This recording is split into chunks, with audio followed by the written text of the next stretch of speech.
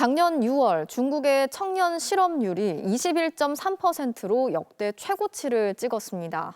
이후 중국은 6개월 동안 아예 청년 실업률을 발표조차 하지 않고 있는데요. 그런데 최근 중국 언론들이 배달원, 미장공 같은 직업군에서 극적인 성공을 거둔 사례를 잇따라 보도하고 있습니다. 어떤 이유인지 베이징 이문현 특파원이 짚어봤습니다.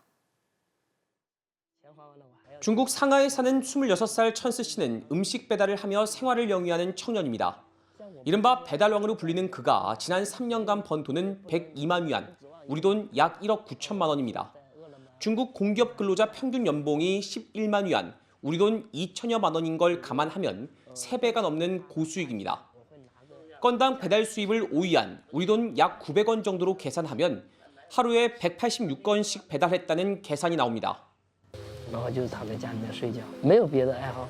我如果干1个月的外卖，我会休息1天。 미장일로 7년 만에 집을 장만하거나 고물상을 운영하는 남성의 성공담도 중국 언론에서는 연일 화제입니다. 하지만 이런 사례들은 극히 일부입니다. 지난해 6월 중국의 청년 실업률은 역대 최고치인 21.3%. 코로나 사태 이후 양질의 일자리를 구하지 못한 청년들이 일용직 등 단기 일자리로 내몰렸습니다. 이런 상황에서 중국 당국도 청년 실업률 해결을 위한 뾰족한 수를 내놓지 못하자 언론이 앞장서 단기 일자리도 충분히 좋다며 청년들을 유인하는 것 아니냐는 지적이 나옵니다. 갈수록 실업률이 치솟자 지난해 중국 정부는 돌연 청년 실업률 발표를 중단했습니다. 6개월 만에 다시 실업률이 공개됐지만 중국 정부는 이번엔 통계 방식을 바꿨습니다.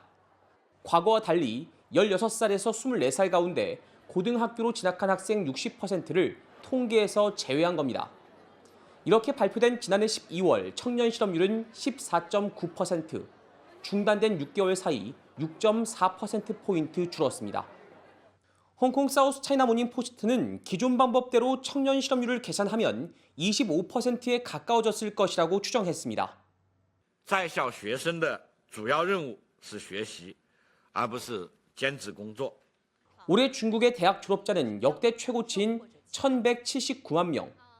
높은 청년 실업률이 중국 성장의 발목을 잡을 수 있다는 우려가 커지고 있습니다. 베이징에서 MBC 뉴스 이문현입니다.